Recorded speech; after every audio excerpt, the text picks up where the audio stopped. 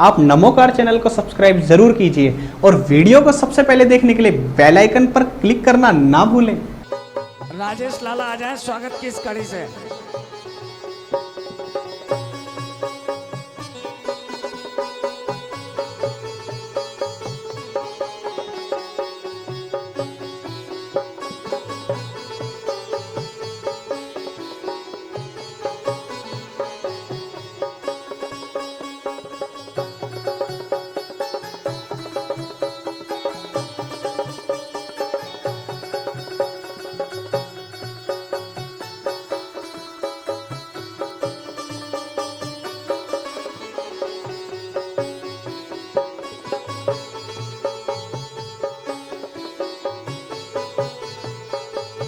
दुपट्टा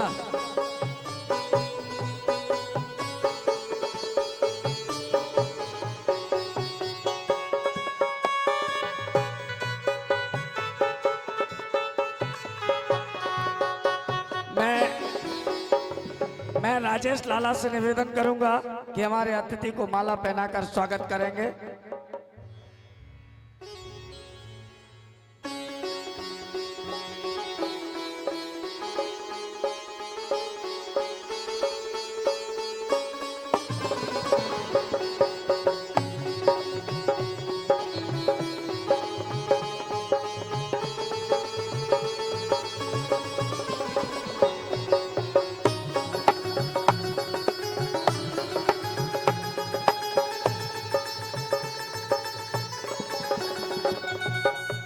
हमारे नेमीचंद जी जैन साहब से निवेदन है और सारे अतिथियों से निवेदन है कि चित्र का अनावरण करें। सारे अतिथियों से निवेदन है कि हमारे नेमीचंद जी का है आगे आए और चित्र का अनावरण करें। सभी लोग जोरदार तालियां बजाइए आचार्य विराग सागर महाराज की। ओ मेरा कस के पकड़ लो हाथ छुड़ाओ तो छुड़ाया नहीं जाए। मेरा कस के पकड़ लो हाथ छुड़ाओ तो छुड़ाया नहीं जाए। छुड़ाओ तो छुड़ाया नहीं जाए। छुड़ाओ तो छुड़ाया नहीं जाए। छुड़ाओ तो छुड़ाया नहीं जाए। छुड़ाओ तो छुड़ाया नहीं जाए। साथ ही साथ हम निवेदन करेंगे नेमीचंद जी जैन साहब अतिथियों से कि दीप प्रज्वलन। तेरे चरण दुला कर हम पापों को नसाएंगे। तेरी पूजा करके हम पापों को नसाएंगे। तो बोलो ना कभी तो ये बाबा जीवन जाता है। कभी तो ये बाबा जीवन जाता है। तेरे चरण धुला कर हमें पापों को नसाएंगे। तेरे चरण धुला कर हमें पापों को नसाएंगे। तेरी पूजा करके हमें पापों को मिटाएंगे। तो बोलो ना कभी तो ये बाबा जीवन जाता है। शास्त्र भेंट करने का सौभाग्य भी इन्हीं को प्राप्त हुआ है। नेमीचंद जी जैन परिवार से शास्त्र भेंट करने के लिए निवेदन कर रहे हैं। शास्त्र भेंट करें और साथ में मैं बुलाना चाहूंगा हे शारदे मां हे राजकुमार जी आ जाए। अज्ञान सुरेंद्र जी गोले के मंदिर हमें तार दे मां। हे शारदे मां हे धर्मेंद्र भैया दे मां। शास्त्र भेंट से हमें तार दे मां। मुनियों ने समझी है गुणियों ने जानी। मुनियों ने समझी है गुणियों ने जानी। शास्त्रों की भाषा है आगम की वाणी। शास्त्रों की भाषा है आगम की वाणी। हम भी तो समझे हम भी तो जाने।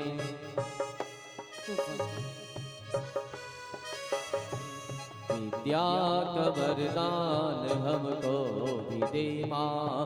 सार दे माँ ही सार दे माँ। बोले द्वाद संग जिनवाणी माता की जय। जिस शिविर को हम पढ़ रहे हैं गुरुदेव के मुखार बिंदु से अब उस शिविर के चित्र का भी अनावरण करने का सौभाग्य जो है हमारे नेमीचंद जी जैन परिवार को मिला है। आप देखना नित्य प्रतिदिन जैसा काम होता है वैसा ही चित्र वहां पर होता है। आइए नेमीचंद जी से निवेदन करूंगा और इनके साथ मैं यहां मंच पर बुलाना चाहूंगा बाबूजी, आप आ जाए, आप भी आ जाए बाबूजी, आ जाए राजकुमार जी।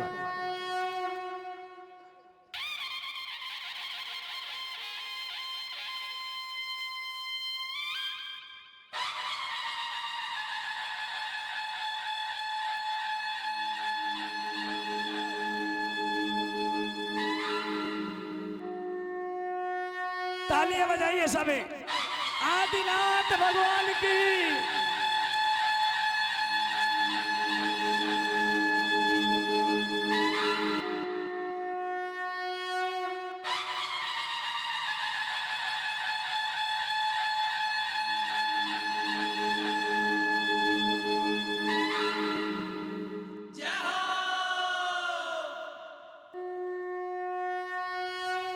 जय बोले आदिनाथ भगवान की।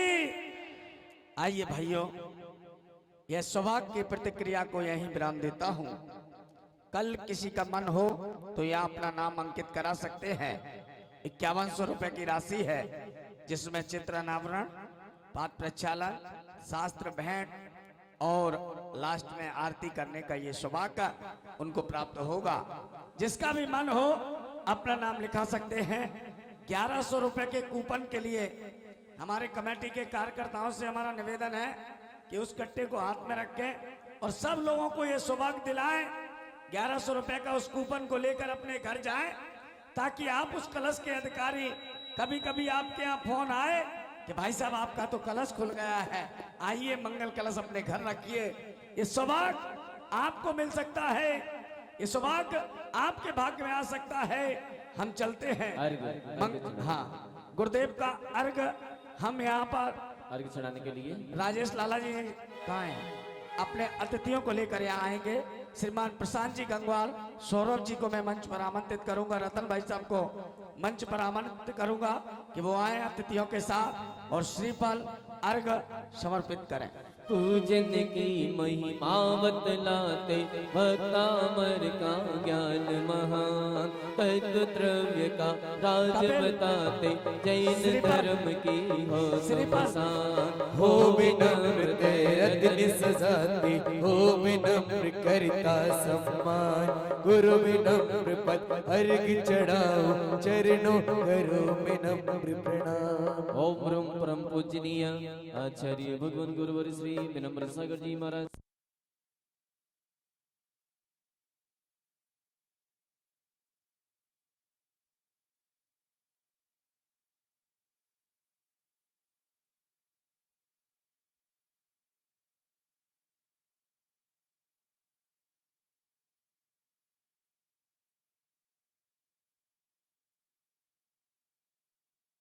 मैं सुनाऊं लोगों, चलते फिरते तीरथ है तुमको बताऊं लोगों, चलते फिरते तीरथ है तुमको बताऊं लोगों। रत्नत्रयपुर है ये, धर्म के सूर है ये, रत्नत्रयपुर है ये, धर्म के सूर है ये। और क्या क्या बताऊं, और क्या क्या बताऊं, जगत के नूर है ये। और क्या क्या बताऊं, जगत के नूर है ये। तोड़ आए हैं,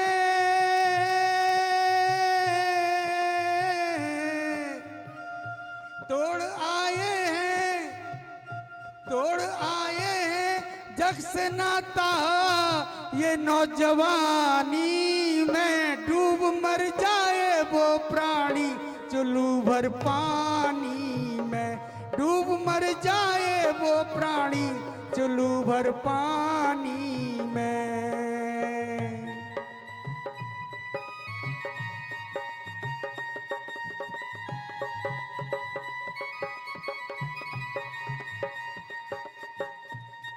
और कहते हैं कि पत्थरों में भी गुरुवर फूल खिला सकते हैं। पत्थरों में भी गुरुवर फूल खिला सकते हैं। भूल बिसरों को ये सदरा दिखा सकते हैं। भूल बसरों को ये सदरा दिखा सकते हैं। ये कब होगा? तो भक्ति में चित लगाओ, भक्ति में चित लगाओ, शरण गुरुवर की आओ। भक्ति में चित लगाओ, शरण गुरुवर की आओ। भक्ति में चित लगाओ, शरण गुरुवर की आओ। करो गुणगान इनका, धन्य जीवन बनाओ। करो गुणगान इनका, धन्य जीवन बनाओ। अजय बेटी है,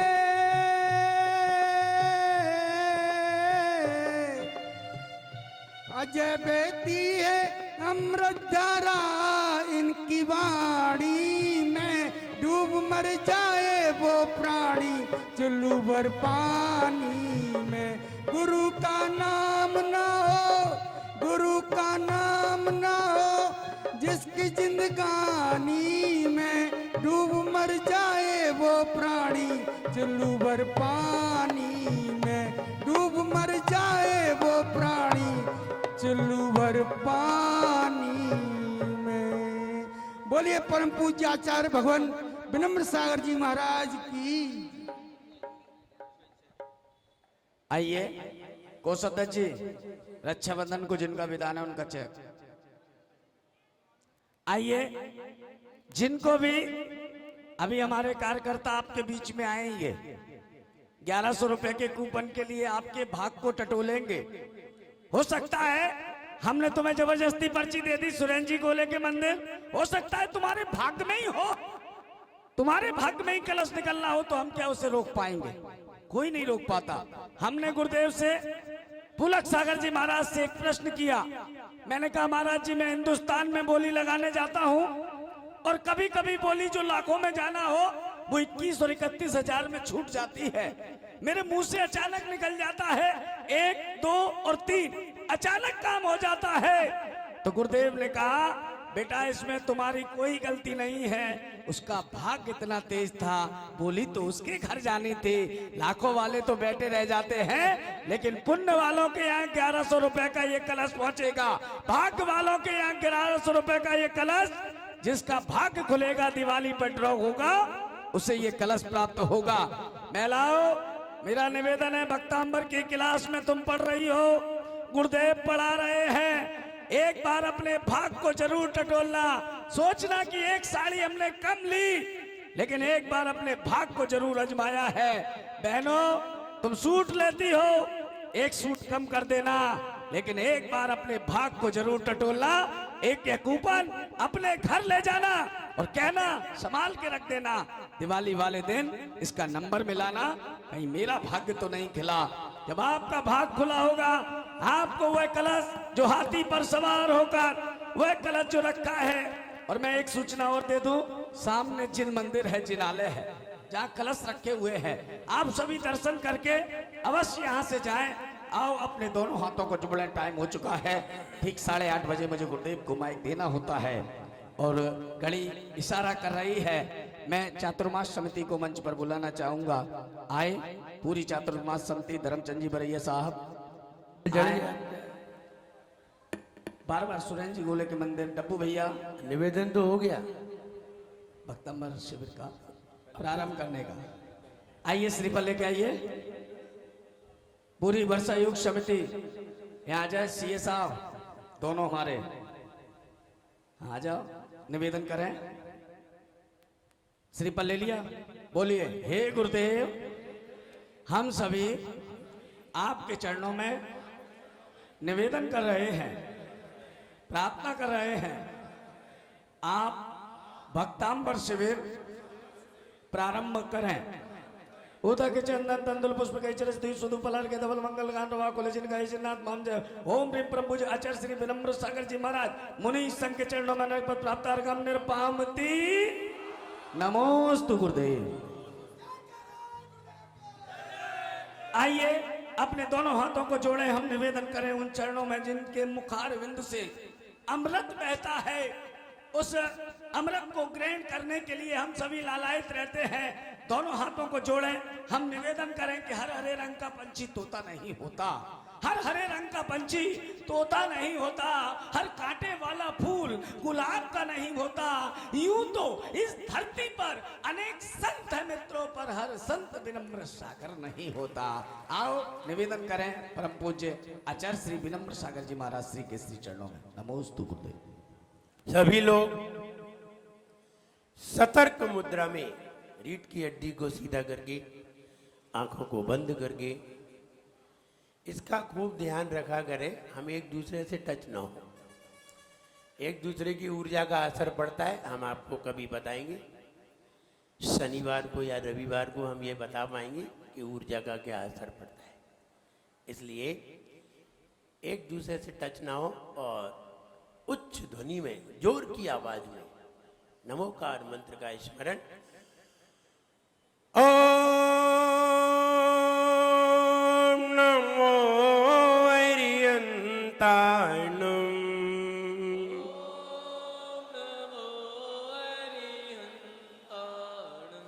ओम नमो सिद्धाणं।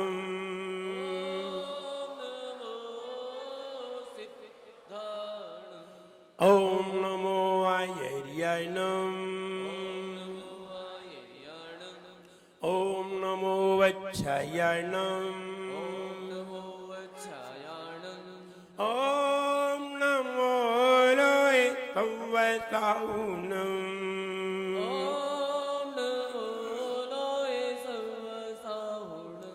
ओम नमो लोहे संवसाहुणं।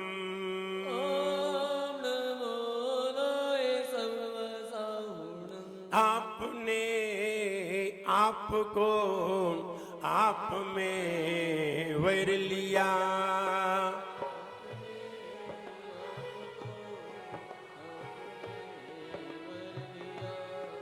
चेतना को स्वयं ही प्रखर कर लिया।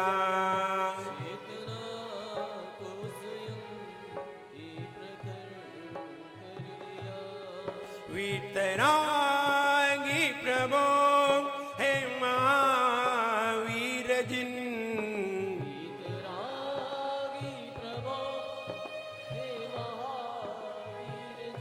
आदिनाथ प्रभो तुम अवतारण तरन।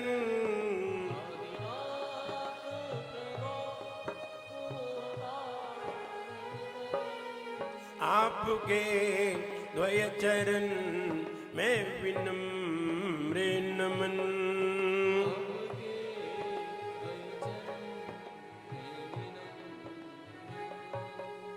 आपके द्वय चरण में विनम्र नमन।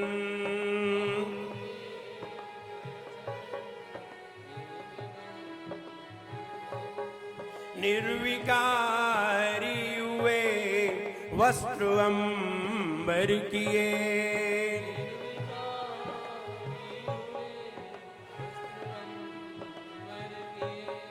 छोड़कर राग को जो दिगंबर हुए।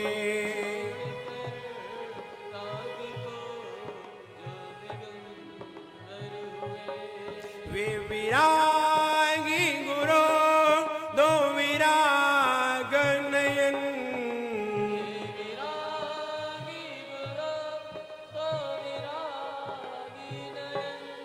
वीतरागी गुरु दो विराग किरण।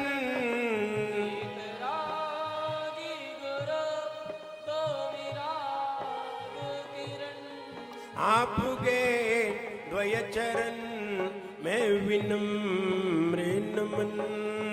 आपके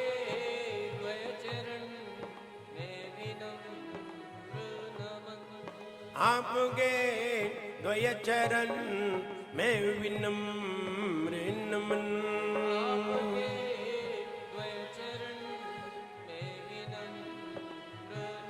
जब एक खजाना श्री आदिनाथ भगवान की, एक खजाना श्री महावीर भगवान की, परम पूज्याचार्य श्री मानतुंग मुनि महाराज की, परम पूज्याचार्य गुरु भाई श्री विराट सागर जी गुरुदेव की, इन सामयी जैन धर्म की, बोले परम पूज्य चरणाचार्य भगवान गुरुवर श्री विनम्र सागर जी गुरुदेव की, समस्त आचार्य संघ की जयकारा गुरुदेव का। बोल भक्तांबर वाले बाबा की जय। जन्म सभी को मिलता है, जन्म सभी को मिलता है, किसी किसी का खिलता है। जन्म सभी को मिलता है, किसी किसी का खिलता है। जन्म सभी को मिलता है और किसी किसी का खिलता है। जन्म सभी को मिलता है, किसी किसी का खिलता है। ज्ञान दीप जब जलता है, ज्ञान दीप जब जलता है, ज्ञान दीप जब जलता है, ज्ञान दीप जब जलता है। ज्ञान बिना ये सफल नहीं, ज्ञान बिना ये सफल नहीं, होती खुद में अकल नहीं। ज्ञान बिना ये सफल नहीं, होती खुद में अकल नहीं। ज्ञानी सबको, ज्ञानी ही सबको सतराह दिखाए रे। जीवन है पानी की बूंद कब मिट जाए रे, ओ जीवन है पानी की बूंद कब मिट जाए रे। होनी अनहोनी हो, होनी अनहोनी कब क्या घट जाए रे। जीवन है पानी की बूंद कब मिट जाए रे, ओ जीवन है पानी की बूंद कब मिट जाए रे।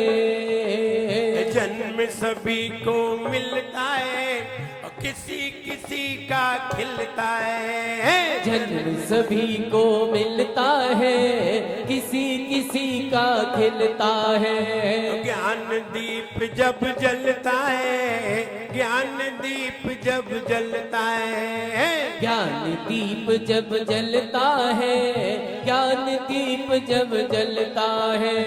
ज्ञान दीप जब जलता है, ज्ञान दीप जब जलता है। ज्ञान दीप जब जलता है, ज्ञान दीप जब जलता है। जन्म पाने में किसी की होशियारी नहीं है, जन्म तो हर कोई पा लेता है।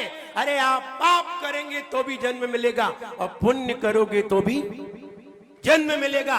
हाँ, ये हो सकता है कि पाप करेंगे तो त्रियंच गति में अथवा नरक गति में अथवा मनुष्य गति में भी मिलेगा, तो अच्छे कुल में नहीं मिलेगा। लेकिन पुण्य करेंगे तो या तो देव गति में जन्म मिलेगा या फिर मनुष्य गति में जन्म मिलेगा, और मिलेगा तो बहुत अच्छी क्वालिटी का जन्म मिलेगा, अच्छी स्थिति में जन्म मिलेगा। हर चीज की उपलब्धि होगी, किसी तरह की कोई परेशानी नहीं होगी। जन्म सभी को मिलते हैं, लेकिन किसी किसी के जन्म में ही फूल खिला करते हैं। हर कोई अपने जीवन में फूल नहीं खिला पाता। जन्म तो मिल जाते हैं। कोई व्यक्ति जन्मता है, मरता है, जीता है, दुख में ही जन्मता है, दुख में ही जीता है, और अंत में मरता है तो भी गम में ही मर जाता है। ऐसे भी दुनिया में लोग हैं, और ऐसे भी लोग हैं कि दुख में जन्म लेते हैं लेकिन जीते खुशी में। वे कैसे लोग हुआ करते हैं, आप इंतजार करिए, आपको हर चीज पता चलेगी। यूं हाथ देखेंगे और पता चलेगा ये व्यक्ति हमेशा सुखी रहेगा, ये भी पता चलेगा। इसी वक्तामर में ये बारी बातें पता चलेंगी। कौन व्यक्ति ऐसे हैं जो जन्म लेते हैं और जीवन भर सुखी रहते हैं और अंत में मरते हैं तो हंस कर के मरते हैं। ऐसे भी लोग हुआ करते हैं। और ऐसे भी लोग होते हैं कि जीते हैं तो रोते हैं और मरते हैं तो रोते हैं। पैदा तो रोते हुए हुए ही थे। इन्होंने कौन सी जंग जीत ली? कौन सा इन्होंने यहां आके तीर मार लिया? कौन से 30 मार खा हो गए?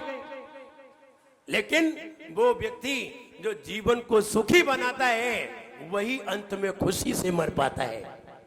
जिसका जीवन गम में व्यतीत होता है वो व्यक्ति कभी खुशी से मरता नहीं है। खुशी से मरने के लिए, हंस करके मरने के लिए हमें जीवन को खुशमय बनाना पड़ता है। और जीवन को खुशमय बनाने के लिए किसी संत के चरणों में जरूर आना पड़ता है। संत के चरणों में आए बिना कोई चाहे कि हम खुशी पैदा कर लेंगे, बातें कहने की है, होता कुछ नहीं है। इसलिए संत के चरणों में बैठते हैं, आप यहाँ बैठते हैं, थोड़े आनंदित होते हैं, 1 घंटे का आनंद लेते हैं, 1.5 घंटे का आनंद लेते हैं, और वो आनंद 24 घंटे असर करता होगा। यहाँ की एक टैबलेट 24 घंटे असर करती है। ऐसी टैबलेट दुनिया में है नहीं है जो 24 घंटे असर करे। आप पेन किलर भी लेंगे तो थोड़ी देर असर करेगी, उसके बाद वो भी असर नहीं करेगी। लेकिन ये वो टैबलेट है कि 24 घंटे असर करती है, और हो सकता है कभी कभी वो रात को भी असर करे और सवेरे तक असर करती है। और इतना असर करती है कि 8 बजे तुम्हें आने के लिए मजबूर कर देती है। ये वो टैबलेट है। और आगे ऐसी ऐसी टैबलेट भी दी जाएंगी कि आप दिन भर मजबूर रहेंगे और इंतजार करेंगे कि कब 8 बजे। विचार करिए, अभी आपके घर पर 8 बजते होंगे और कोई मेहमान का फोन आ जाए कि हम आ रहे हैं, तो कैसा लगेगा?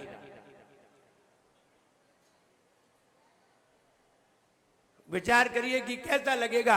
8 बजे फोन आ जाए और वे ये कहे कि मैं 8:30 बजे आ रहा हूं, आप घर पे ही मिलना, तो आप क्या कहेंगे? तेरापंथी में मिलना जाके, हम वहीं मिल जाएंगे, क्योंकि हम घर पे आपको मिल नहीं पाएंगे। हाँ, ऐसा ही कहना पड़ेगा, क्योंकि वो आनंद की टैबलेट हर एक मेडिकल पे नहीं मिलती। आनंद की टैबलेट हर एक मेडिकल पे नहीं मिलती, और पीड़ा बंद करने की टैबलेट हर एक मेडिकल पे नहीं मिलती। मुझे याद आता है जब एक व्यक्ति को बहुत हिचकी आ रही थी, बहुत हिचकी आ रही थी। जब हिचकी आ रही थी तो एक मेडिकल की दुकान पे जल्दी से पहुंचा और बोला, भाई साहब एक टैबलेट दिलाइए, मेरी एक टैबलेट दिलाइए, हिचकी को जल्दी बंद कराइए। उसने जैसे ही सुना कि हिचकी बंद करने की टैबलेट देना है, उसने उस व्यक्ति को पास बुलाया, एक जोरदार झापड़ लगाया। उसने उस व्यक्ति को पास में बुलाया, एक जोरदार झापड़ लगाया और बोला, भाई साहब झापड़ मारने में भी एक राज है, हिचकी बंद करने का एक शर्तिया इलाज है।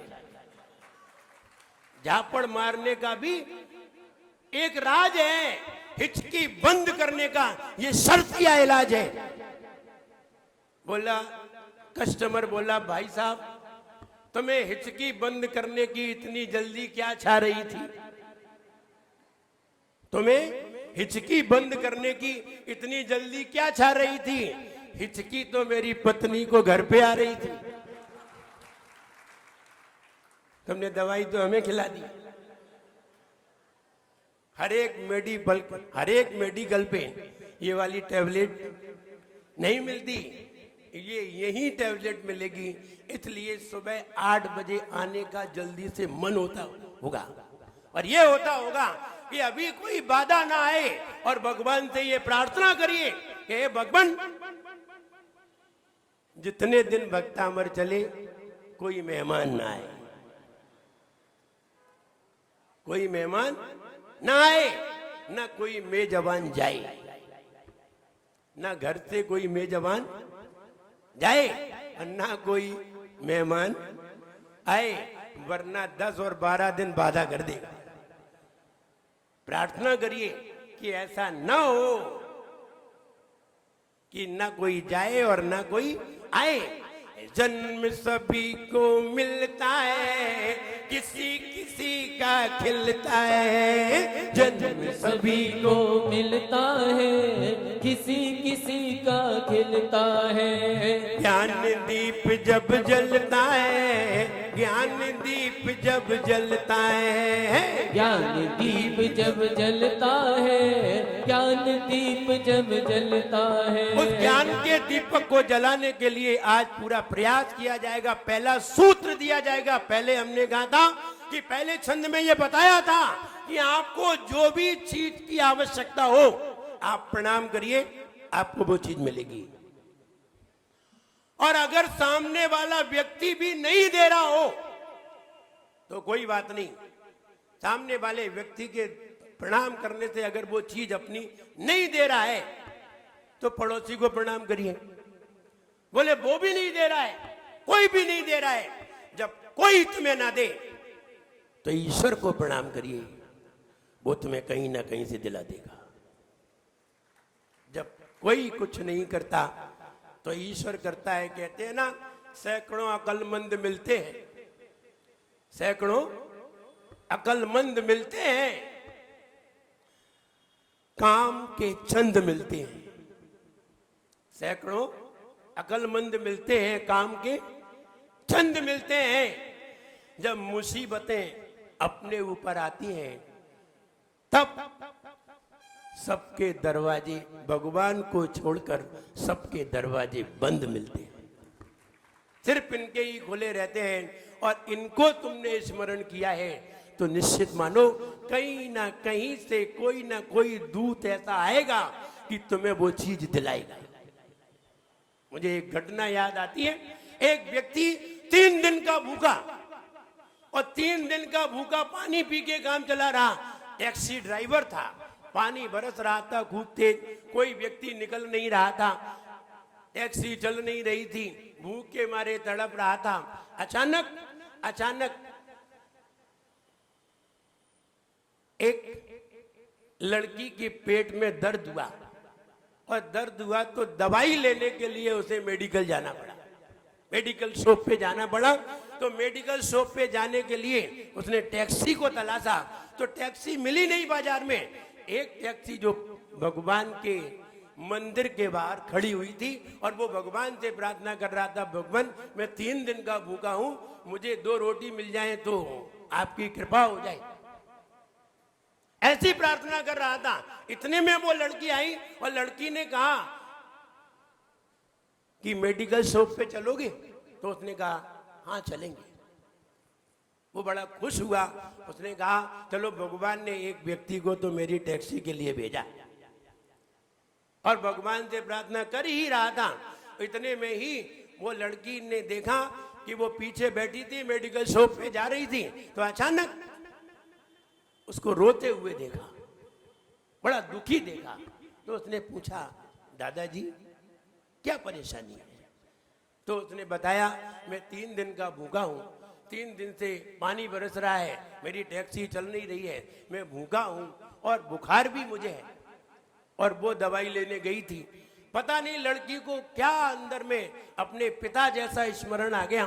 तो उसने जाकर के मेडिकल से अपनी मेडिसिन ली, और अपनी मेडिसिन लेके एक बुखार की टैबलेट भी ली, और बाजू में हलवाई की दुकान थी तो 2 छोले भटूरे लेकर के और रख लिए। और जैसे ही टैक्सी चली वो मंदिर के पास उतरी, और उतर करके उसने उस दादाजी को 20 रुपया दिए, और 20 रुपया दे करके जब वो छोले भटूरे दिए और दवाई दी कि दवाई खा करके तुम ठीक हो जाओगे, दवाई भी खा लेना, छोले भटूरे खा करके। मालूम है वो क्या बोला? वो भगवान के द्वार पर खड़ा होकर के बोला, भगवान हमने तो आपसे 2 रोटी मांगी थी, आपने तो छोले भटूरे भेज दिए। हमने तो सिर्फ 2 सूखी रोटी मांगी थी, आपने छोले भटूरे भेज दिए और दवा भी भेज दी। धन्य है आपकी लीला, तो धन्य है। कहते यहाँ है मिलते कहीं और है। और कभी कभी वहां भी मिल जाते हैं जहां कहते हैं बोले आपके द्वार पर अभी थोड़ी देर पहले ही तो प्रार्थना की थी और आपने किसी को भेज भी दिया और भोजन भी भेज दिया। आपकी लीला तो महान है।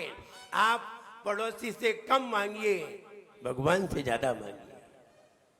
लगता है वो किसी ना किसी को भेजेगा जरूर। बात ज्ञान की है। फूल तो जन्म तो उसी का खिलता है जिसको ज्ञान होता है। ज्ञान होता है तो उससे दुख कभी भी नहीं होता। ज्ञान ही व्यक्ति के दुख को मिटा सकता है और ज्ञान ही व्यक्ति को हंसा सकता है। ज्ञान ही व्यक्ति को गुलाब के फूल जैसा खिला सकता है। आइए उस ज्ञान की बात करते हैं। हम तीसरे छंद की बात करते हैं। पहला छंद, दूसरा छंद। पहला छंद कोई हमें सुनाना चाहेगा? आज हम सुनना चाहेंगे किसी से। पहला छंद कौन सुनाएगा? शुद्ध सुनाना है, इसका खूब ध्यान रखना है। पहला नंबर बहनों में जाता है। कौन सुना रहे पहला छंद? कैमरा थोड़ा बंद। पहला छंद देखिए, जो बहनें महिला में बैठ जाती फिर मेरी निगाह उधर नहीं जाती, क्योंकि मुझे मालूम है ये बहनों की लाइन है। हाँ सुनाइए। हाँ खड़े हो जाइए जल्दी। महिला बैठ जाइए। आप साड़ी पहने ना, माइक दी जल्दी दीजिए। हाँ पहला छंद। फिर से फिर से फिर से रिपीट। भक्तामरप, ऐसे नहीं, भक्तामरप, भक्ताम। मैं फर्स्ट डे आई नहीं थी तो मुझे लाइन नहीं पता, ये लेकिन मैं को उच्चारण में कर देती हूँ बिना ध्वनि के। उच्चारण ही तो सही करना है। महाराज मैं सुनाऊं? जा। भक्तामर प्रणत मौलि मणि प्रभाणा मुद्योतकं दलित पापितमो वितानं सम्यक् प्रणम्य जिनिपादियुगं युगादा वालंबनं भवे जले पतितां जनाना। बहुत अच्छे, बिल्कुल सही सुनाया है।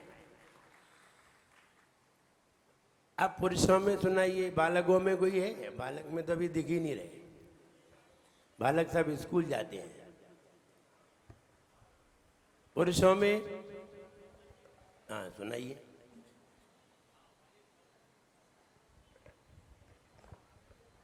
पाप तमो वितानम सम्यक प्रणम। फिर से थर्ड लाइन। सम्यक प्रणम। का पूरा थोड़ी है। सम्यक सम्यक प्रणम। का पूरा नहीं है। आप का पूरा बोल रहे। सम्यक प्रणम जिन पाद। अब तुमने या आधा बोल दिया, गलत हो गया। हाँ पुरुषोत्तम जी सुना रहे हैं। इन्हें काफी कॉन्फिडेंस है। हाँ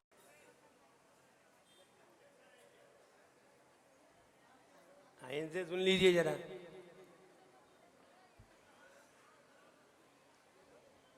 मैं गलत नहीं सुनाना है। यह संस्कृत हाँ भले ही देख के सुना लो, हमें इसमें प्रॉब्लम नहीं है। यह संस्कृत सकल वाङ्मय तत्व जोर लगाओ। यह संस्कृत सकल वाङ्मय तत्वबोधा दुर्बुद्धि बुद्धि पटु। बुद्धि पे भी कपाल भाती करनी थी। दुर्बुद्ध बुद्धि पटुभीय सुरलोकनाथ स्तोते जगत त्रिजगत हरै रुदार। बैठो बैठो।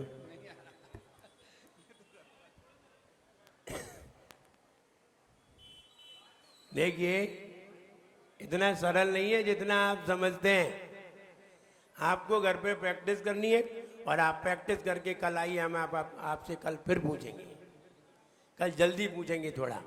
उमेश से कहना है थोड़ा जल्दी करिए, जैसे हम इनसे पूछना प्रारंभ करें। आइए तीसरा छंद पढ़ते हैं। दूसरा छंद अभी सही नहीं आया है, इसलिए आप मेहनत करिए, प्रयास करिए, ट्राई करिए, फिर आप सुनाइए। पुराना नहीं सुनाना है।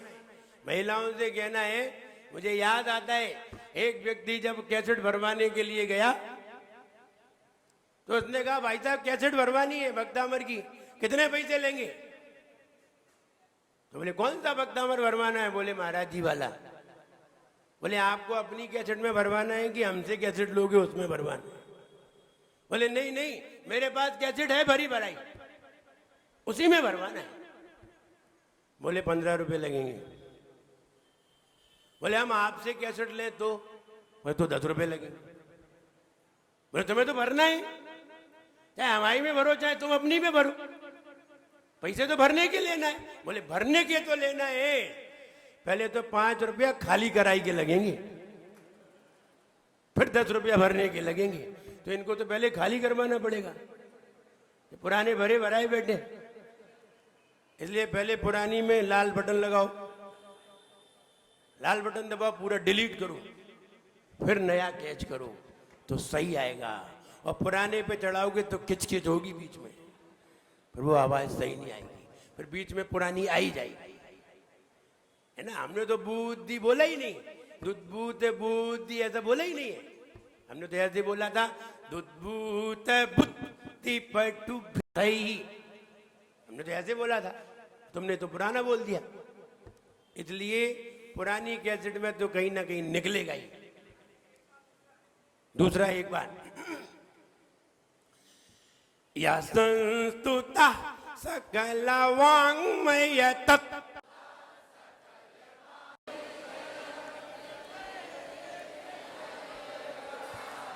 स्तोष्ये किलाह मपितम प्रथमम जिनेन्द्रम।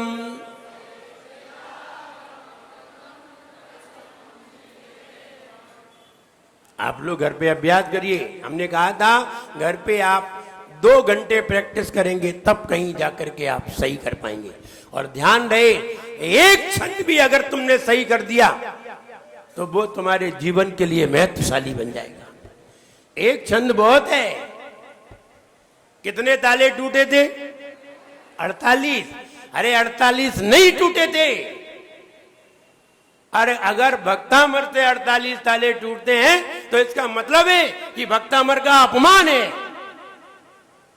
48 नहीं टूटे थे, 48 ही लगे थे, इसलिए 48 टूटे थे। अगर 48,000 लगे होते तो 48,000 खुलते। इसलिए 48 कहना भक्तामर का अपमान है। 48 ही लगे थे, इसलिए 48 खुले थे। ज्यादा होते तो खुलते कि नहीं? तो इसलिए अपमान है 48 कहना। तो कोई पूछे कि भक्तामर से कितने ताले खुले थे? अरे सारे ताले खुल जाते, अब 48 ही लगे थे तो क्या करते? ये बात समझने की है। ऐसा नहीं है कि आप भक्तामर से ताले खुलते हैं और तुमसे एक भी ताला नहीं खुलेगा, बिल्कुल गारंटी है। और हम ऐसा ही आशीर्वाद देंगे कि तुमसे एक भी ना खुले, क्योंकि मुझे मालूम है तुम कैद खाने के नहीं खोलोगे, तुम पड़ोसी की दुकान के खोलोगे।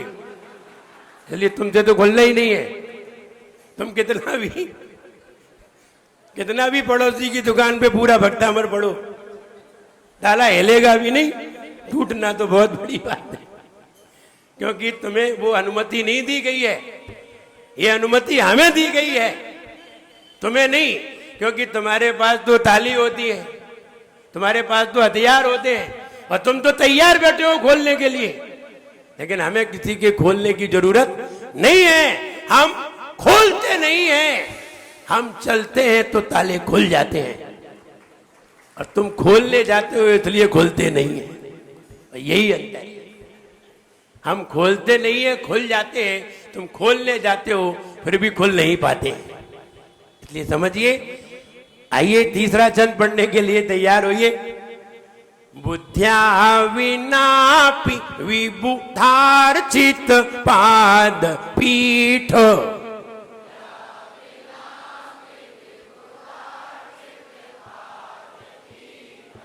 बुद्ध्या विनापि विबुधार्चित पाद पीठ,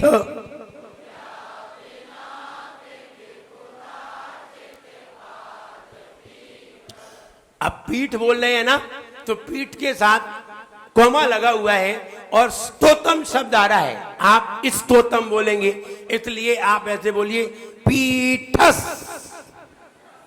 अब देखिए सा इसमें आ गया, अब आपको स्तोतम बोलने की जरूरत नहीं है, अब आपको बोलना पड़ेगा तो तुम समुद्यत मतिर विगत त्रपोहम।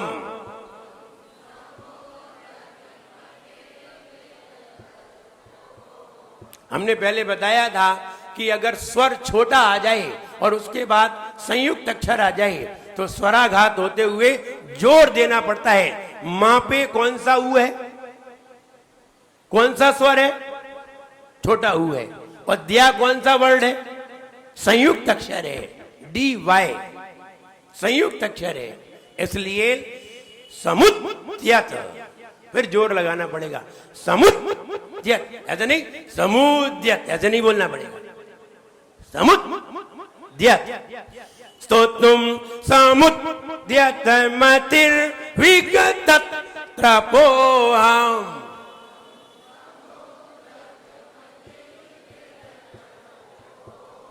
समुद्यत के नीचे अंडरलाइन करिए, ध्यान देना है। स्तोत्रम समुद्यत मतिर विगत त्रपोहम।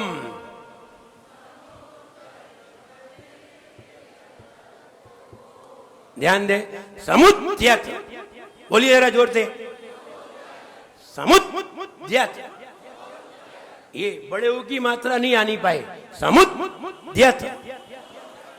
स्तोत्रम समुद्यत मतिर विगत त्रपोहम।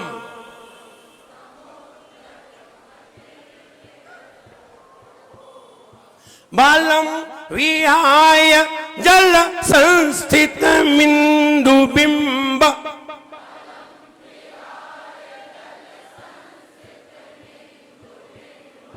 बालम विहाय जल संस्थित मिंदु बिंब।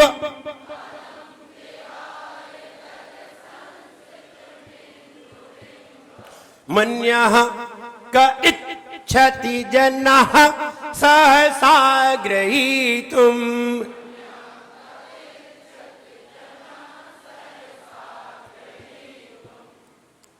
इच्छति नहीं, ई पे मात्रा तो है ही नहीं, कौन सी है, छोटी ही है, और फिर संयुक्त अक्षर है, आधा चा है और छा है, तो कैसे बोले, इच्छति नहीं, इच्छति, फिर कपाल भांति होगी, समुद्यत पे कपाल भांति होगी और दूसरी कपाल भांति कहां होगी, इच्छति। जोर से बोल के देखिए, इच्छति।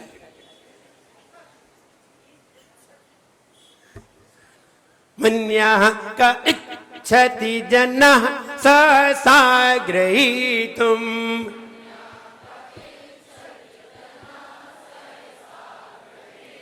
कपाल भांति करिए दो जगह, मन्यः क इच्छति जनः सहसा गृहीतुम्।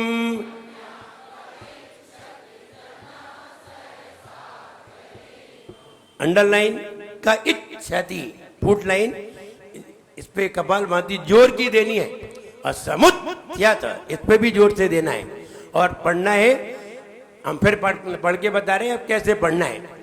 बुद्ध्या विनापि विबुधार्चित पाद पीठस।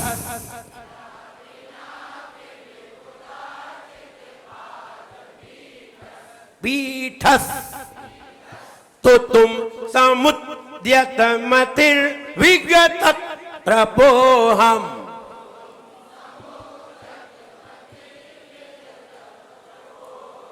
ये पुराने लोग कपाल भांति नहीं कर रहे हैं, तो तुम समुद्यत मतिर विगत त्रपोहम।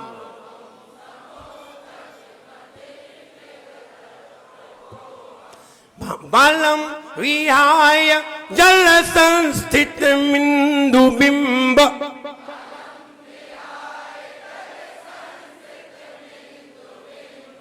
मन्यः क इच्छति जनः सहसा गृहीतुम्।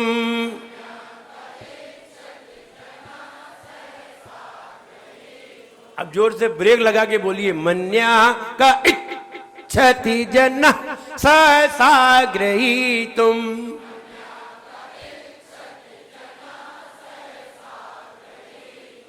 तुम फिर वहीं पहुंच जाते हो, मन्या का इच, अब फिर ही बड़ी हो गई, मन्या इत पे आ जाना चाहिए, इत। मन्या का इच्छति जन सहसा गृहीतुम।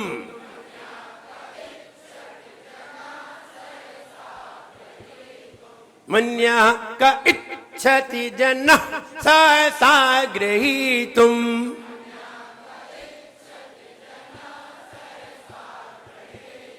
अब इच पे जरा जोर देना है, समुद्यत पे भी जोर देना है। तो तुम समुद्यत मतिर विगत प्रपोहम।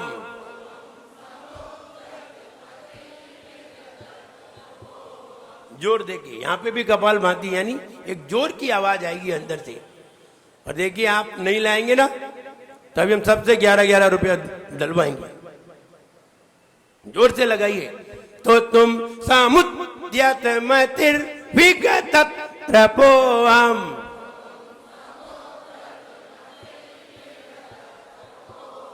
मन्या का इच्छति जन सहसा गृहीतुम।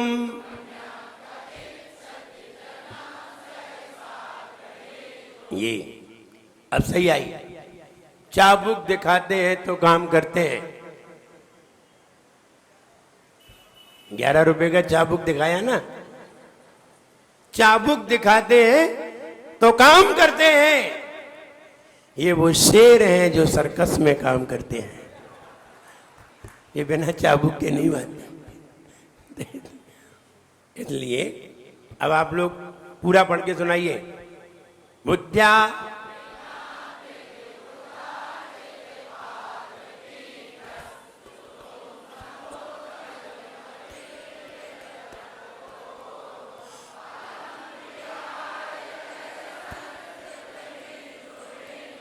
मन्या का पुरुष लोग अच्छी कपाल भाती करते, महिलाएं नहीं करती। तो ये पुराने पढ़े लिखे लोग हैं, और पुरानी कैसेट तो अब डबल मेहनत करनी पड़ती है उनके लिए। आइए अर्थ देखते हैं। सर्व सिद्धिदायक, सभी प्रकार की सिद्धि को प्रदान करने वाला। ध्यान रहे, इसकी जो जाप है वो जाप और विशेष है। प्रतिदिन अलग अलग जाप है, अलग अलग जाप की अलग अलग विशेषता है। कल हमने बताया था कि बुखार नहीं आएगा, बुखार नहीं आएगा तो फिर नहीं आएगा। आया किसी को तो बता दो।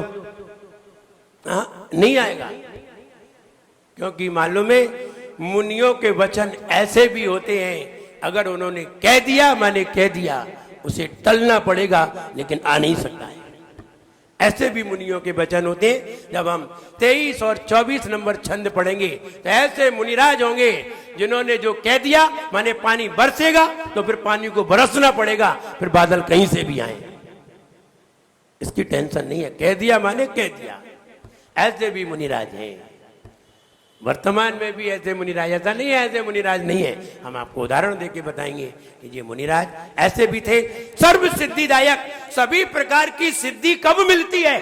जब हम अपने आप को अल्पज्ञ घोषित करते हैं, जब हम अपने आप को अदना सा घोषित करते हैं, हम अपने आप को बालक बता देते हैं, हम अपने आप को बुद्धू बता देते हैं, हम अपने आप को बुद्धिहीन बता देते हैं। जब हम अपने आप को बुद्धिहीन बता दें, कोई व्यक्ति अगर खड़ा हो जाए, कोई दीदी खड़ी हो जाए, कोई भैया जी खड़े हो जाए और ये कहें हम पहली बार आप लोगों के सामने बोलने जा रहे हैं, हमने कभी बोला नहीं है, आप लोग बुद्धिमान हैं, हमें इतनी बुद्धि नहीं है, और हम आपके सामने 2 शब्द कहने जा रहे हैं, और अगर वो गलत भी बोल जाएंगे तो आप उनकी बुराई नहीं करेंगे। देखा?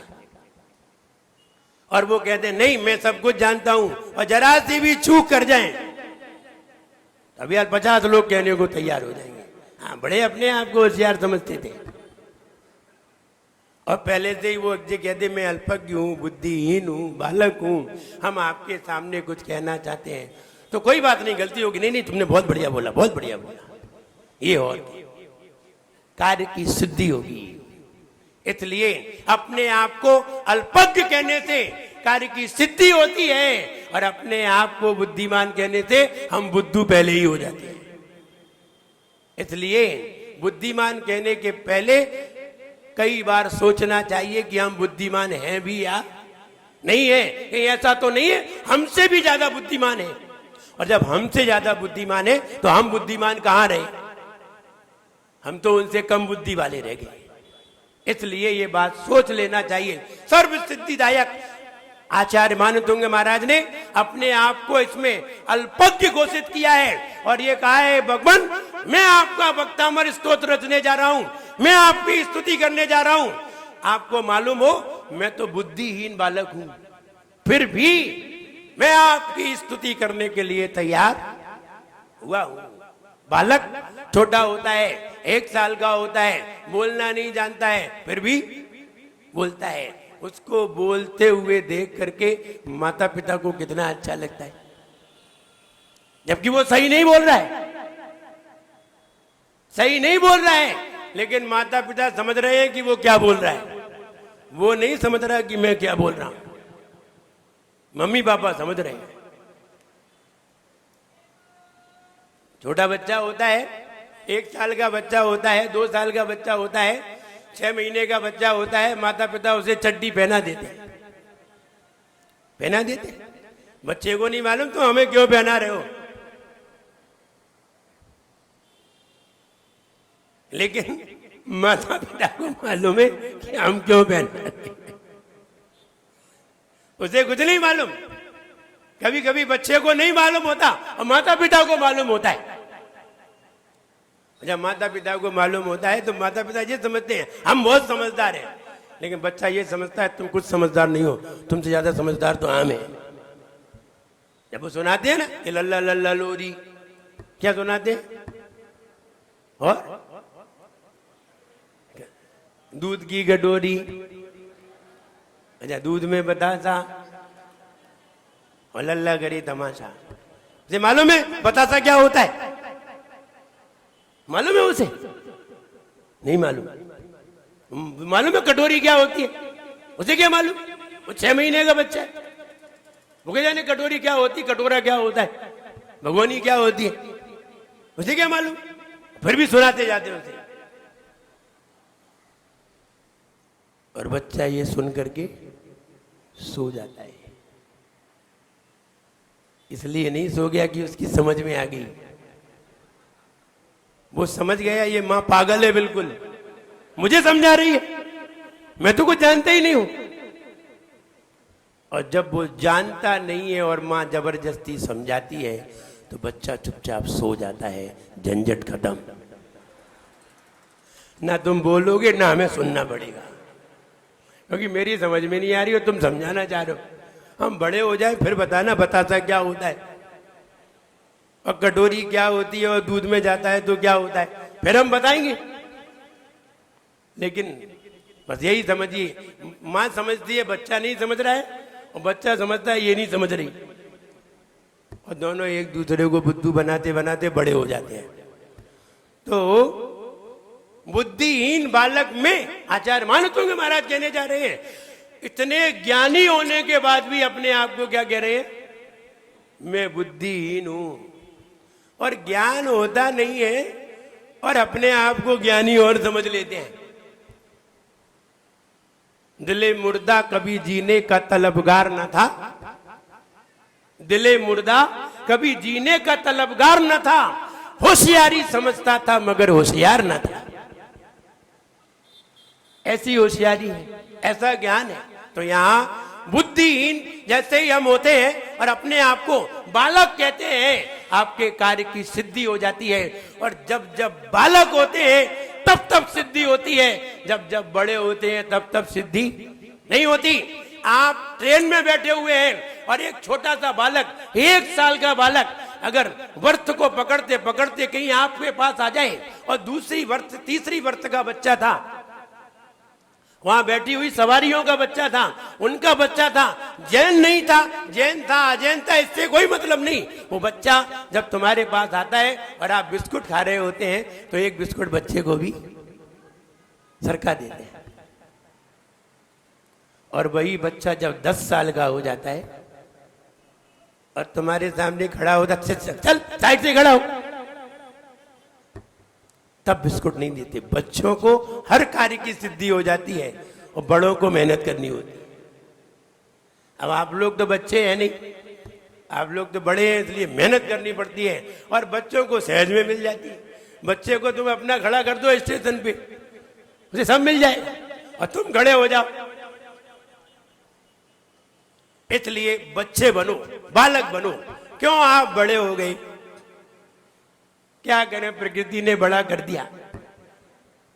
तो आइए, यहां सर्व सिद्धिदायक इसका फल है, क्योंकि हम अल्पज्ञ घोषित करते हैं, सभी की सिद्धि होती है। आइए इसकी जाप देखिए। ओम ह्रीम अर्हम नमो परमो हि जिननम। ओम ह्रीम अर्हम नमो परमो हि जिननम। ऐसे मुनि महाराज जिन्हें परमावधि ज्ञान प्राप्त है, ध्यान रहे, परमावधि ज्ञान न किसी श्रावक को प्राप्त होता है, न किसी त्रियंच को प्राप्त होता है, न किसी देव को प्राप्त होता है, न किसी नारकी को प्राप्त होता है। ये अगर किसी को प्राप्त होता है तो मुनिराज को प्राप्त होता है और किसी को नहीं होता। जिनको विशेष ज्ञान होता है एक बात के ऊपर, जो कई बार सोचते हैं, बढ़िया से बढ़िया सोचते हैं, अच्छे से अच्छा सोचते हैं, उनको ऐसा ज्ञान होता है। हर किसी मुनिराज को नहीं होता। एक बात को बड़े अच्छे ढंग से सोचते हैं। जैसे कभी कभी श्रावक जन भी सोचते हैं, ऐसा नहीं है नहीं सोचते हैं, लेकिन कभी कभी सोचते हैं। बहुत कम ऐसे होते हैं जो अच्छा सोचते हो, बहुत ऐसे होते हैं जो बुरा सोचते हैं।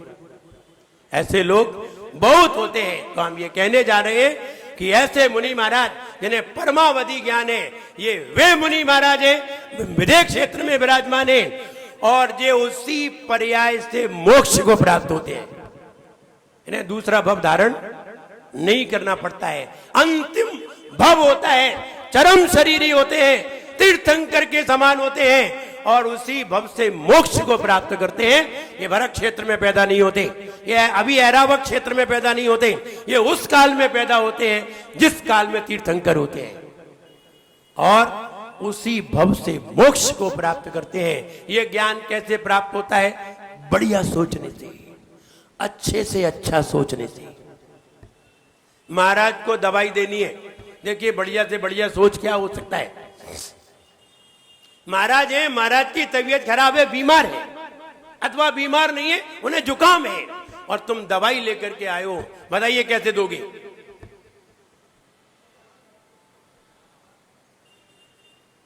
कैसे दवाई दोगे?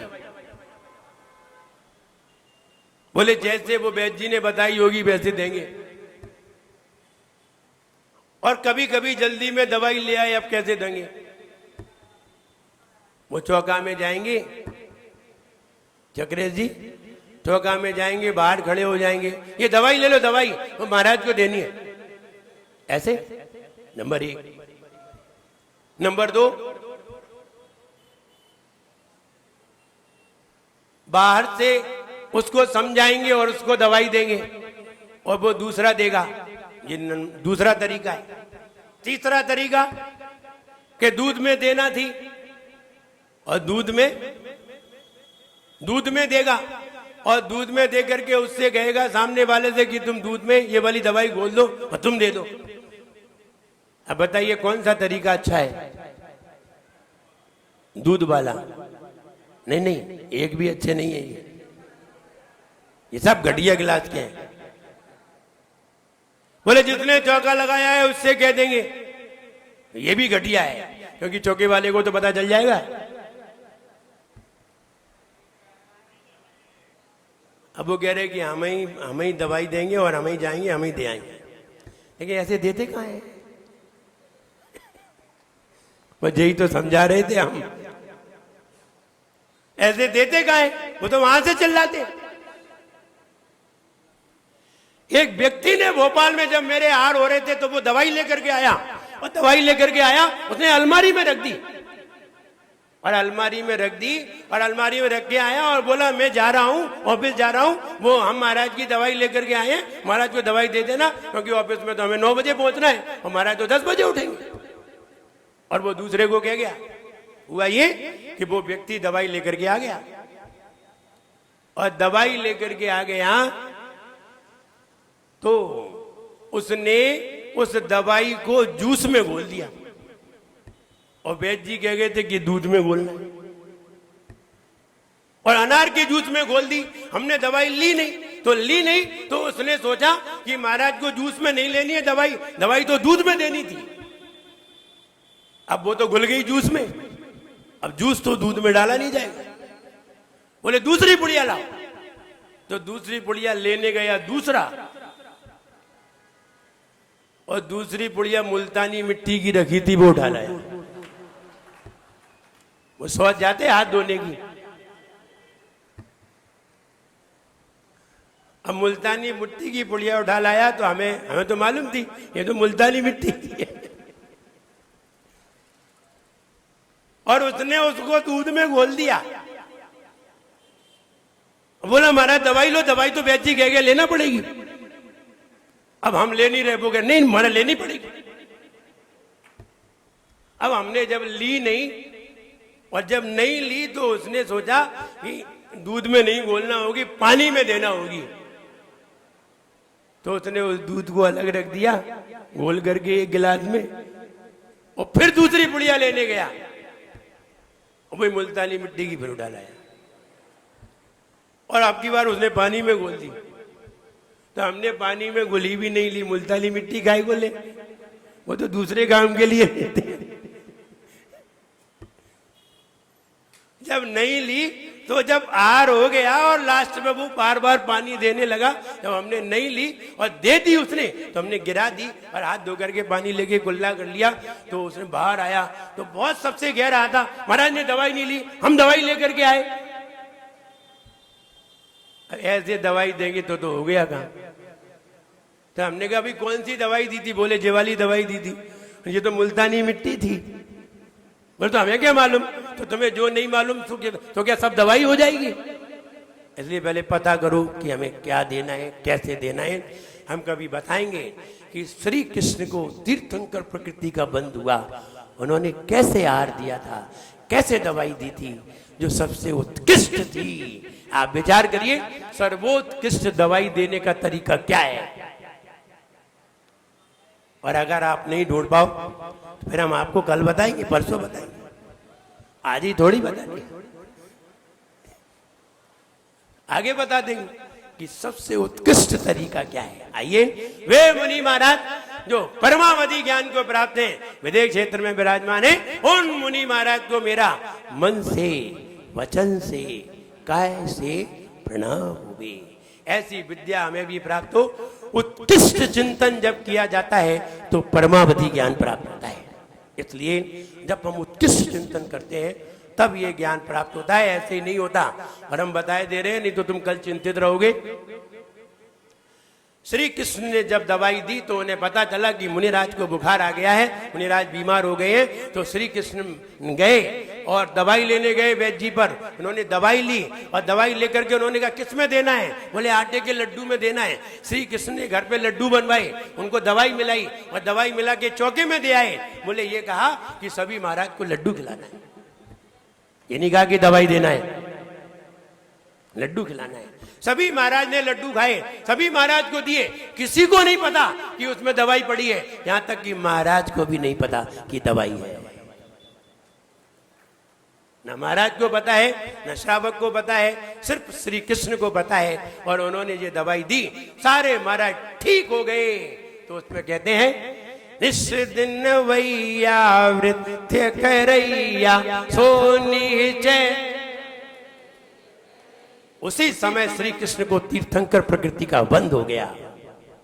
उसी समय समझिए, उसके बल पर, उसी समय नहीं, उसके बल पर उन्हें तीर्थंकर प्रकृति का बंध हो गया। हम ऐसे ही देने का प्रयास करें, ना हमें पता चले ना उन्हें पता चले, सिर्फ उसे पता चले जो लाया। ये सही तरीका। लेकिन ऐसा तरीका होता कहाँ है? वो तो वहीं से चिल्लाता है, वो दवाई दे देना। अब दवाई ले रहे होंगे तो नहीं लेंगे। तो इसलिए समझिए श्रेष्ठ तरीका अपनाना चाहिए। ऐसे ही आहार दान का भी बहुत बढ़िया तरीके हैं, एक से एक बेस्ट मेथड है, लेकिन हमें मालूम हो तब तो। इसलिए हमें उसका उचित फल नहीं मिल पाता। उचित फल पाने के लिए बहुत ऊंचा तरीका अपनाना पड़ता है। वे मुनि महाराज जो उत्कृष्ट से बढ़िया सोच रखते हैं, उनको ही परमावधि ज्ञान होता है, हर किसी को नहीं होता। मुनि बहुत होते हैं, 3 कम 9 करोड़ होते हैं। 3 कम 9 करोड़ में हो सकता है 7 करोड़ हो, 8 करोड़ हो, लेकिन उसमें जरूरी नहीं है कि उसमें ये अवधिक ज्ञान वाले हों, ये गिने चुने होते हैं।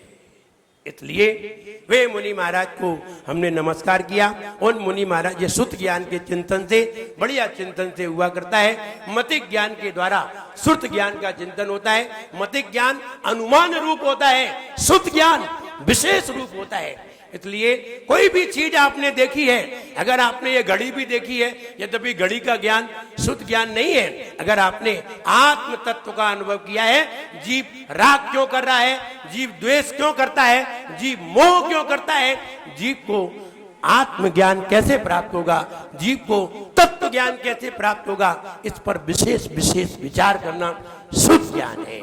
वो शुद्ध ज्ञान ही परमावधि ज्ञान प्राप्त करा देता है। इसलिए हम सभी उस शुद्ध ज्ञान को प्राप्त करें। आइए चित्र की ओर देखें, अर्थ देखते हैं। हम बुद्धू दौड़िए, हम तो समझदार हैं, हमें मालूम है चंद्रमा वहां है। बालक को ये बात मालूम नहीं है, इसलिए बालक पानी में पड़े हुए चंद्रमा को पकड़ने के लिए दौड़ता है। यानी अपने आप को कितना बड़ा बुद्धू बताया होगा आचार्य मानुतुंग महाराज ने। और बुद्धू कौन है? वो वे थे कि तुम? बुद्धू आचार्य मानुतुंग मुनि महाराज थे या तुम पे तो पढ़ा नहीं जा रहा है भक्तामर, उन्हें तो लिख के रख दिया। तो बुद्धू कौन का है? और वो अपने आप को बुद्धू कह रहे हैं। उन्होंने अपने आप को बुद्धू कहा, इसीलिए वो बुद्धिमान हो गए। और तुम अपने आप को बुद्धिमान समझ रहे हो, इसलिए तुम बुद्धू रह गए। इसलिए तुम बुद्धू रह गए। अगर तुम बुद्धिमान नहीं समझते अपने आप को, तो तुम्हें पढ़ना आता। और पढ़ना सीखिए। आप ये मत समझिए हम पढ़ना सीख जाएंगे तो बुद्धिमान हो जाएंगे, तो भी बुद्धू ही रहोगे। तो फिर गाय को पढ़ना सीखे, इससे तो अनपढ़ बढ़िया। नहीं, पढ़ना भी सीख लो तो पढ़े लिखे बुद्धू हो जाएंगे। कोई जरूरी थोड़ी है कि अनपढ़ ही बुद्धू होते हैं, पढ़े लिखे भी तो बुद्धू होते हैं। पढ़े लिखे तो बहुत बुद्धू होते हैं, अनपढ़ तो कम बुद्धू होते हैं। अनपढ़ तो सरल होते हैं, जैसा कह दो वैसा मान लेते हैं। पढ़े लिखे तो तुम समझाओ तो तुम्हें समझा दे, तुम समझाओ वो तुम्हें समझा दे। इसलिए आइए अर्थ देखते हैं चित्र की ओर। चित्र में बालक भगवान को सब नमस्कार कर रहे हैं। इंद्र भी नमस्कार कर रहे हैं, इंद्राणियां भी नमस्कार कर रही हैं, पुष्प समर्पित कर रही हैं और कह रही है भगवान। आचार्य मानुतुंग महाराज कह रहे हैं, वो बालक का रूप बता करके ये कहने जा रहे हैं, भगवान मैं बुद्धिहीन हूं, मेरे अंदर बुद्धि नहीं है, फिर भी हम लज्जा को छोड़ करके आपकी स्तुति करने के लिए तैयार हुए। आप लोग पूजन करने आते नहीं आते? क्यों? शर्म लगती है। देखा, उन्हें शर्म नहीं लगती। मैं लज्जा को छोड़ करके, शर्म को छोड़ करके मैं आपकी स्तुति करने के लिए तैयार हुआ हूं। मेरे अंदर बुद्धि नहीं है। जैसे पानी में पड़े चंद्रमा को बालक शीघ्रता से पकड़ने को तैयार हो जाता है और कोई तैयार नहीं होता, बुद्धू बालक पानी के चंद्रमा को पकड़ने के लिए तैयार हो जाता है। उसे मालूम नहीं है कि पानी में चंद्रमा है नहीं। आइए ये चित्र बताना चाहता है और अब अर्थ देखते हैं। किताब में देखिए, बुद्ध्या विनापि, बुद्धि के बिना भी विबुधार्चित पादपीठस, आपके सिंहासन भी विबुधार्चित देवों द्वारा अर्चित माने पूज्य है। आपका सिंहासन भी देवों द्वारा पूज्य है। ऐसे आपकी तो तुम मैं स्तुति करने के लिए समुद्यत माने तैयार हुआ हूं। उद्यत माने तैयार हुआ हूं। मतिर विगत, मतिर माने मति नहीं है, बुद्धि नहीं है मुझ में। मतिर विगत, बुद्धि नहीं है, विगत छोड़कर त्रपा अहम, मैं लज्जा को छोड़ करके, शर्म को छोड़ करके मैं आपकी स्तुति करने के लिए तैयार हुआ हूं। बुद्धिहीन में आपकी स्तुति करने के लिए लज्जा छोड़ करके तैयार हुआ हूं। जैसे जैसे एक अबोध बालक बालम विहाय, बालक को छोड़कर जल संस्थित, जल में स्थित इंदु बिंब चंद्रमा को मन्या अन्य कोई का कौन इच्छति इच्छा करता है, जना कौन व्यक्ति सहसा ग्रही तुम शीघ्रता से पकड़ने की इच्छा कौन करता है। बालक को छोड़कर शीघ्रता से चंद्रमा को पकड़ने की इच्छा और कौन कर सकता है बालक को छोड़कर। वैसे ही हे भगवान मैं बालक हूं, मुझे ज्ञान नहीं है, फिर भी लज्जा को छोड़कर मैं आपकी स्तुति करने के लिए तैयार हूं। तुम्हें जरा सी शर्म आती है, मंदिर जाना बंद कर दे तू। एक लड़के से हमने कहा मंदिर जाया कर, बोले नहीं नहीं मैं मंदिर नहीं जाऊंगा। मैंने क्यों? बोले वहां महिलाएं बहुत रहती हैं। तो मैंने कहा तुम्हें महिलाओं से क्या लेना देना? बोले महिलाएं मेरी ओर बहुत देखती। मैंने कहा तुम्हें कैसे मालूम कि महिलाएं तुम्हारी ओर देखती हैं? तुम्हें कैसे मालूम? तुम देखते हो या वो देखती है? और तुमने नहीं देखा होता तो तुम्हें कैसे पता चलता कि कौन देख रहा है? तो बताओ तुम देखते हो या वो देखते? तो कहने का मतलब ये है, लज्जा को छोड़कर अपने आप को बालक घोषित किया। किसने? आचार्य मानतुंग महाराज ने, जो 6 खंड के संस्कृत के ज्ञाता थे। और हम अपने आप को बड़ा ज्ञानी समझते हैं, इसीलिए हम आज तक बुद्धि को प्राप्त नहीं हो पाए। हम अपने आप को बुद्धू समझेंगे, बुद्धिमान हो जाएंगे। बुद्धिमान समझेंगे तो बुद्धू हो जाएंगे। क्या समझना है? बुद्धू। तो ठीक है, अब आप समझिए, हम आपको समझा रहे हैं, फीट करने के लिए तैयार। लेकिन ध्यान रहे, हमें समझदार होशियारी भी ज्यादा नहीं दिखानी है। व्यक्ति होशियारी बहुत दिखाता है और ऐसी होशियारी दिखाएगा कि जैसे कि मानिए यही बहुत कुछ जानता हूं। व्यक्ति ने उल्टा अखबार पकड़ लिया, अखबार अंग्रेजी का अखबार, वो भी उल्टा। और उत्तराखंड में बाढ़ आई थी तो आधी आधी कार डूबी थी, आधी कार डूबी थी। अब अखबार उल्टा पकड़ लिया तो पानी ऊपर और कार। बोले ऐसा हो सकता है कि कार दिख रही हो पानी ऊपर हो? ऐसा तो हो ही नहीं सकता। लेकिन फिर भी उल्टा पकड़े था अंग्रेजी का अखबार और अपनी पत्नी को बोला, सुनती हो कितनी जोर से बाढ़ आई है? बोले क्या आया है? बोले ऐसी बाढ़ आई है कि पानी कार के ऊपर से निकल रहा है। पानी कार के ऊपर से निकल रहा है। पत्नी जल्दी से खाना बना रही थी, दौड़ के आई, उसने देखा, माथे पे हाथ मारा, बोले भाई साहब सीधा सीधा अखबार पकड़ लो।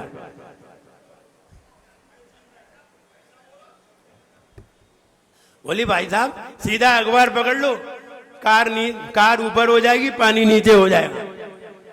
बोले अरे मेरी समझ में ही नहीं आई। होशियारी तो बहुत दिखाते लोग, ये जानते हम ही होशियार हैं। और अंग्रेजी का अखबार पकड़ लिया और यही नहीं मालूम क्या लिखा है उसमें। तो हमें ज्यादा होशियारी भी नहीं दिखानी है, बुद्धू बन के पढ़ना है। आइए फीट करने के लिए तैयार। आंखें बंद, ओंकार ध्वनि।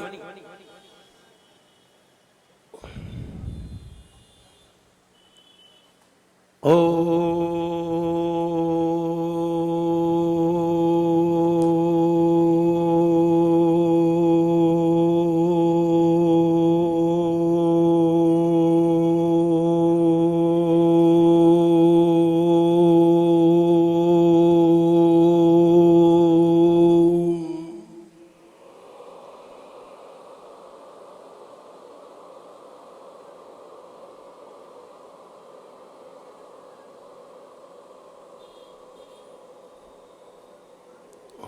हो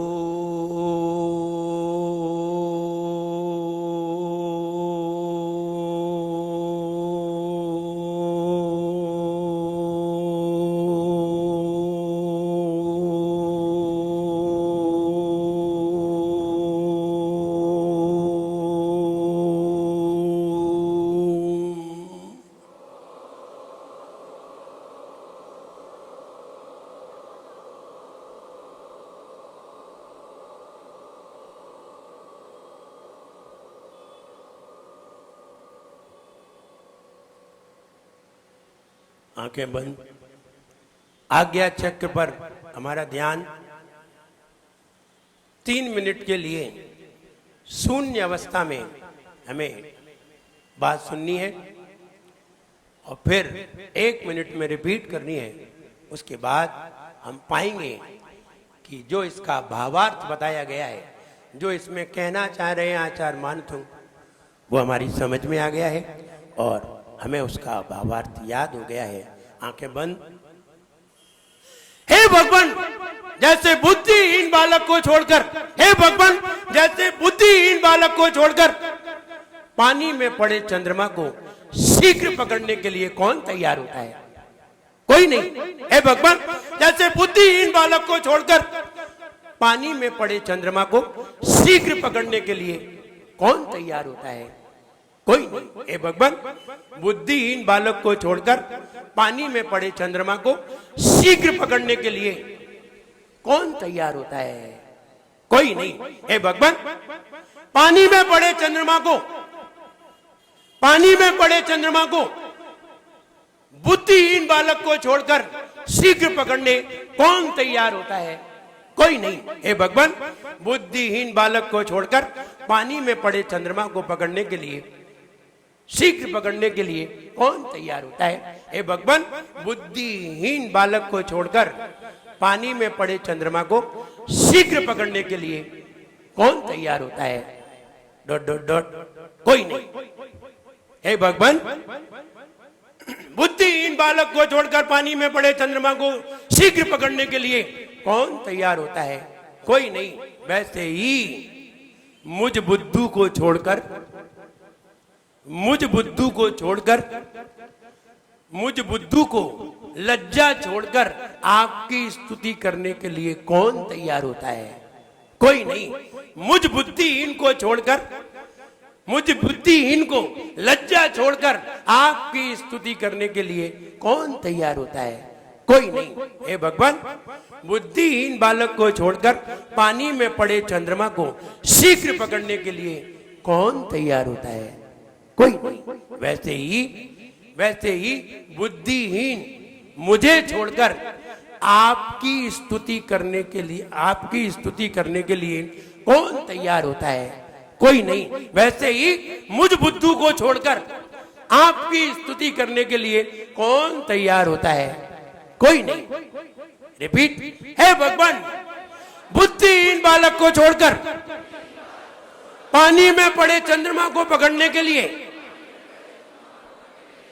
पानी में पड़े चंद्रमा को शीघ्र पकड़ने के लिए कौन तैयार होता है? कोई नहीं। हे भगवान, बुद्धिहीन बालक को छोड़कर पानी में पड़े चंद्रमा को शीघ्र पकड़ने के लिए कौन तैयार होता है? कोई नहीं। हे भगवान, बुद्धिहीन बालक को छोड़कर पानी में पड़े चंद्रमा को शीघ्रता से कौन पकड़ने तैयार होता है? कोई नहीं। वैसे ही मुझ बुद्धू को छोड़कर आपकी स्तुति करने के लिए कौन तैयार होता है? कोई नहीं। हे भगवान, बुद्धिहीन बालक को छोड़कर पानी में पड़े चंद्रमा को शीघ्र पकड़ने के लिए कौन तैयार होता है? कोई नहीं। वैसे ही मुझ बुद्धू को छोड़कर आपकी स्तुति करने के लिए कौन तैयार होता है? कोई नहीं। क्लियर? आंख खोल लीजिए। फीड हुआ? आया समझ में? बुद्धिहीन बालक को छोड़कर कैसे बोलेंगे? आप सब लोग एक साथ बोलिए, बुद्धिहीन बालक को छोड़। सब लोग बोलिए। शीघ्र पकड़ने के लिए कौन तैयार होता है? कोई नहीं। वैसे ही मुझ बुद्धू को छोड़कर कोई नहीं। बिल्कुल सही। आपने फीड कर लिया, आप इसे नोट करिए और नोट करके दिमाग में फीड कर लीजिए। कल आप जब ये छंद पढ़ेंगे तो ये पूरा अर्थ स्क्रीन पे घूमेगा। जब स्क्रीन पे घूमेगा तो ये भक्तामर भाव सहित हो जाएगा और इसका फल कई गुना ज्यादा हो जाएगा। इसलिए आइए पहले जाप कर लेते हैं। लौंग हाथ में ले लीजिए। ओम ह्रीम हरम नमो परमोई जननम। ओम ह्रीम हरम नमो परमोई जननम। ओम ह्रीम हरम नमो परमोई जननम। ओम ह्रीम हरम नमो परमोई जननम। ओम ह्रीम हरम नमो परमोई जननम। ओम ह्रीम हरम नमो परमोई जननम। ओम ह्रीम हरम नमो परमोई जननम। ओम ह्रीम हरम नमो परमोहि ओम ह्रीम हरम नमो परमोई जननम। ओम ह्रीम हरम नमो परमोहि जननम। ओम ह्रीम हरम नमो परमोई जननम। ओम ह्रीम हरम नमो परमोहि ओम ह्रीम हरम नमो परमोई जननम। ओम ह्रीम हरम नमो ओम परमोहि ह्रीम हरम नमो परमोई जननम। ओम ह्रीम हरम नमो परमोहि ओम ह्रीम हरम नमो परमोई जननम। ओम ह्रीम हरम नमो परमोहि ओम ह्रीम हरम नमो परमोई जननम। ओम ह्रीम हरम नमो परमोहि ओम ह्रीम हरम नमो परमोई जननम। ओम ह्रीम हरम नमो परमोहि ओम ह्रीम हरम नमो परमोई जननम। ओम ह्रीम हरम नमो ओम ह्रीम हरम नमो परमोई जननम। ओम ह्रीम हरम नमो परमोहि जननम। ओम ह्रीम हरम नमो परमोई जननम। ओम ह्रीम हरम नमो परमोहि ओम ह्रीम हरम नमो परमोई जननम। ओम ह्रीम हरम नमो परमोहि ओम ह्रीम हरम नमो परमोई जननम। ओम ह्रीम हरम नमो परमोहि ओम ह्रीम हरम नमो परमोई जननम। ओम ह्रीम हरम नमो परमोहि ओम ह्रीम हरम नमो परमोई जननम। ओम ह्रीम हरम नमो परमोहि ओम ह्रीम हरम नमो परमोई जननम। ओम ह्रीम हरम नमो परमोहि ओम ह्रीम हरम नमो परमोई जननम। ओम ह्रीम हरम नमो परमोहि ओम ह्रीम हरम नमो परमोई जननम। ओम ह्रीम हरम नमो परमोहि ओम ह्रीम हरम नमो परमोई जननम। ओम ह्रीम हरम नमो परमोहि ओम ह्रीम हरम नमो परमोई जननम। ओम ह्रीम हरम नमो परमोहि ओम ह्रीम हरम नमो परमोई जननम। ओम ह्रीम हरम नमो परमोहि ओम ह्रीम हरम नमो परमोई जननम। ओम ह्रीम हरम नमो परमोहि ओम ह्रीम हरम नमो परमोई जननम। ओम ह्रीम हरम नमो परमोहि ओम ह्रीम हरम नमो परमोई ओम जननम। ह्रीम हरम नमो परमोहि ओम ह्रीम हरम नमो परमोई जननम। ओम ह्रीम हरम नमो परमोहि ओम ह्रीम हरम नमो परमोई जननम। ओम ह्रीम हरम नमो परमोहि ओम ह्रीम हरम नमो परमोई जननम। ओम ह्रीम हरम नमो परमोहि ओम ह्रीम हरम नमो परमोई जननम। ओम ह्रीम हरम नमो परमोहि ओम ह्रीम हरम नमो परमोई जननम। ओम ह्रीम हरम नमो परमोहि ओम ह्रीम हरम नमो परमोई जननम। ओम ह्रीम हरम नमो परमोहि ओम ह्रीम हरम नमो परमोई जननम। ओम ह्रीम हरम नमो परमोहि ओम ह्रीम हरम नमो परमोई जननम। ओम ह्रीम हरम नमो परमोहि ओम ह्रीम हरम नमो परमोई जननम। ओम ह्रीम हरम नमो परमोहि ओम ह्रीम हरम नमो परमोई जननम। ओम ह्रीम हरम नमो परमोहि ओम ह्रीम हरम नमो परमोई जननम। ओम ह्रीम हरम नमो परमोहि ओम ह्रीम हरम नमो परमोई ओम जननम। ह्रीम हरम नमो परमोहि ओम ह्रीम हरम नमो परमोई जननम। ओम ह्रीम हरम नमो परमोहि ओम ह्रीम हरम नमो परमोई जननम। ओम ह्रीम हरम नमो परमोहि ओम ह्रीम हरम नमो परमोई जननम। ओम ह्रीम हरम नमो परमोहि ओम ह्रीम हरम नमो परमोई जननम। ओम ह्रीम हरम नमो परमोहि ओम ह्रीम हरम नमो परमोई जननम। ओम ह्रीम हरम नमो परमोहि ओम ह्रीम हरम नमो परमोई जननम। ओम ह्रीम हरम नमो परमोहि ओम ह्रीम हरम नमो परमोई जननम। ओम ह्रीम हरम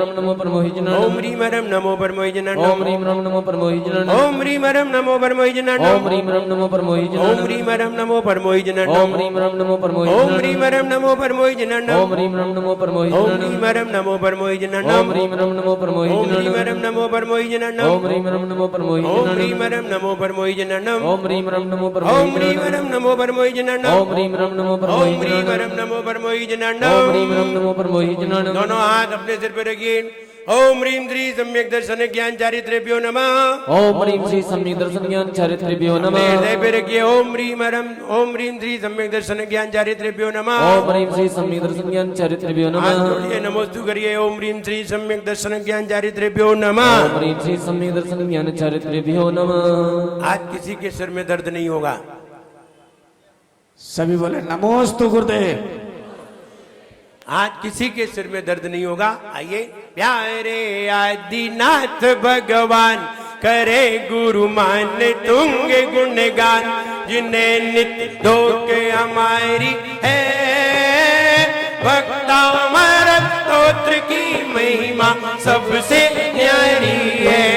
मोरी सुन लियो हृदय में नैयो, प्यारे आदिनाथ भगवान करे गुरु मान तुंग गुणगान, जिन्हें नित्य धोख हमारी है, भक्तावर स्तोत्र की महिमा सबसे न्यारी है। मोरी सुन लियो में हो ज्ञानी ही भव में सदरा दिखाए रे। जीवन है पानी की बूंद कब मिट जाए रे, हो जीवन है पानी की बूंद कब मिट जाए रे। होनी अनहोनी हो, होनी अनहोनी कब क्या घट जाए रे। जीवन है पानी की बूंद कब मिट जाए रे, हो जीवन है पानी की बूंद कब मिट जाए रे। जोड़े कजारा श्री आदिनाथ भगवान की राम पूजा जय गुरुवर श्री विराट सागर जी गुरुदेव की। बोले परम पूज्य आचार्य गुरुवर श्री विनम्र सागर जी गुरुदेव की। देखिए भक्तांबर के कुछ कलश हमारे पास शेष बचे हुए हैं, 5-6 कलश हैं बस, जिसको नाम लिखा अनर्भ प्राप्त अर्घ्यम निर्वपामीति। भाइयों कल के हमारे पास पुण्यार्जक नहीं है, जो सुबह 5:30 बजे विधान होता, अगर किसी का मन हो तो अभी नाम लिखा दें। कल का पुण्यार्जक नहीं है, परसों का है, लेकिन कल के किसी को लिखाना हो तो अभी नाम लिखा दें। कल का विधान देखिए, ये विधान हमारा सौभाग्य है। आप लोग जल्दी उसमें अपना नाम लगा, फिर निकल गया फिर थोड़ी होगा। आज का नियम है, आज सभी लोग 21 लोगों से हंस करके जय जनेन करेंगे और आपस में हंस के मुस्कुरा के जोर से बोलिए। देखिए एक चीज बता दूं, एक बच्ची जिसके माँ बाप कहीं खो गए हैं, बच्ची हमारे पास है, आरती जिस किसी की भी हो यहाँ से प्राप्त कर ले। जय जय गुरुवर भक्ति तुम्हारे आरती मंगल गाए, करके आरती विनम्र गुरु की जन्म सफल हो जाए। गुरुवर के चरणों में नमन, मुनिवर के चरणों में नमन।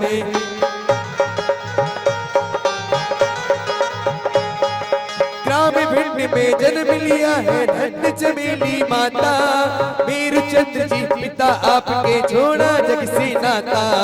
सत्य अहिंसा महाव्रती की,